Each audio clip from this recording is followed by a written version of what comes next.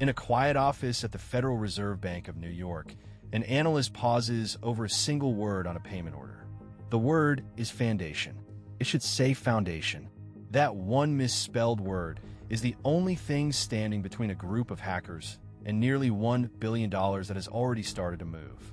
This is the story of the closest anyone has ever come to robbing the global banking system itself. Most retellings call this the heist that a typo stopped. That's the myth. The truth is stranger and far more disturbing. The typo caught almost nothing. What really happened is that a billion-dollar robbery was defeated by a chain of dumb luck and one sanctioned oil tanker. And by the end of this file, you'll understand why the world's banks still can't guarantee it won't happen again. To understand the crime, you have to understand the pipe the money flows through. It's called SWIFT, a global messaging network that connects 11,000 banks in more than 200 countries. SWIFT doesn't move money. It moves instructions. A message that says, pay this account this much now.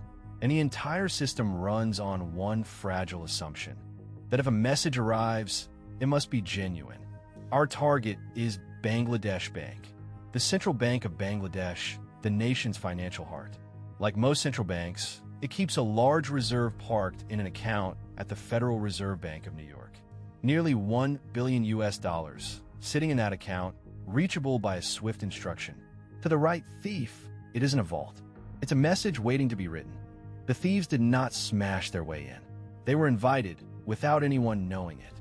Sometime in 2015, most likely through a carefully disguised email, malware slipped onto the bank's network. And then, for a full year, the intruders did nothing loud. They watched. They learned the rhythms of the money, the names of the officers, the exact software that printed the bank's transaction records. This patience is what separates a genius heist from a smash and grab. For 12 months, the attackers mapped the bank from the inside like architects studying a building they intended to burn. They knew that confirmations of every transfer would print automatically on a physical printer in a locked room. And they knew that printer would betray them the moment the money moved. So they made a plan for it.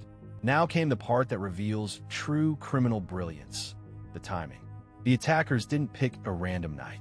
They found the one seam in the calendar where the whole world looked away at once. In Bangladesh, the weekend falls on Friday and Saturday. In New York, the weekend is Saturday and Sunday. And in Manila, where the money was headed, Monday was a national holiday.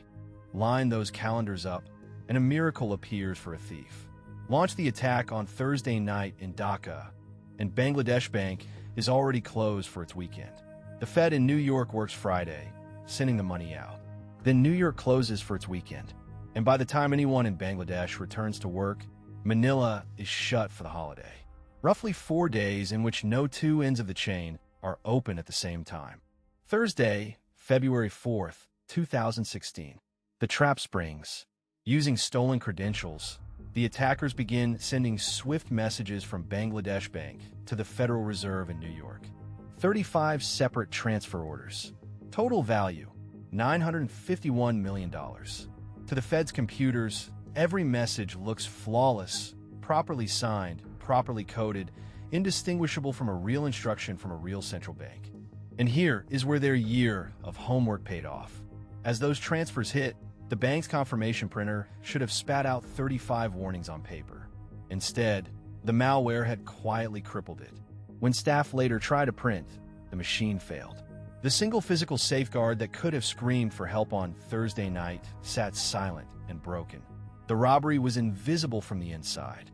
By Friday, the machine was working perfectly at the other end of the world. In New York, the Federal Reserve began processing the orders. Money that had taken a developing nation years to accumulate started flowing out in seconds, routed toward accounts in Sri Lanka and the Philippines.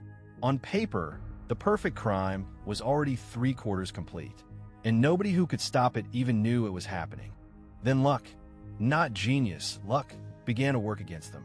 One of the transfers, $20 million bound for Sri Lanka, was headed to an organization the thieves had named the Shalika Foundation. But whoever typed it made a mistake.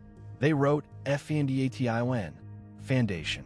A routing bank in the chain, Deutsche Bank, notice the odd spelling, and pause to ask a simple question. Is this real? That single question was a thread, and pulling it began to unravel everything. The query went back toward Bangladesh Bank for clarification. Combined with the sheer size and oddness of the transfers, it put human eyes on messages that were supposed to slide through untouched. But do not mistake this for the hero of the story. The typo only flagged one transfer. There was a second, larger accident already at work. The Philippine transfers were routed to a bank branch on a street called Jupiter. And that word, Jupiter, happened to match the name of a sanctioned Iranian oil tanker on a U.S. watch list. So when the payments hit the Fed's automated sanction screening, the word Jupiter tripped an alarm that had nothing to do with the heist at all. Dozens of the transfers froze, pending review by pure coincidence. Think about what that means. The most sophisticated bank robbery in history was not stopped by a firewall or a genius investigator or the famous typo alone. It was slowed by a street name that accidentally matched a blacklisted tanker. Of the $951 million ordered, the vast majority was frozen or reversed. The system survived, but it survived by accident, not by design. But not all of it stopped. Before the alarms tangled everything up, $81 million had already completed its journey to the Philippines, to 4 accounts at a branch of a bank called RCBC. And these were no ordinary accounts. They had been opened nearly a year earlier, in May 2015, using fake names and forged documents. They had sat empty and untouched for months, waiting. Just waiting. Meanwhile, back in Dhaka, Saturday arrived, and with it, the horror. Officials returned to find the crippled printer and forced it back to life. Out came the pages nobody was ever meant to read on time. 35 transfer confirmations, adding up to nearly $1 billion they had never authorized. They tried desperately to reach New York, but it was a weekend. The Fed was closed. The chain of silence the thieves had engineered was still holding. By the time the two ends of the world finally spoke, the 81 million in Manila was already moving again. And this is where it disappears forever.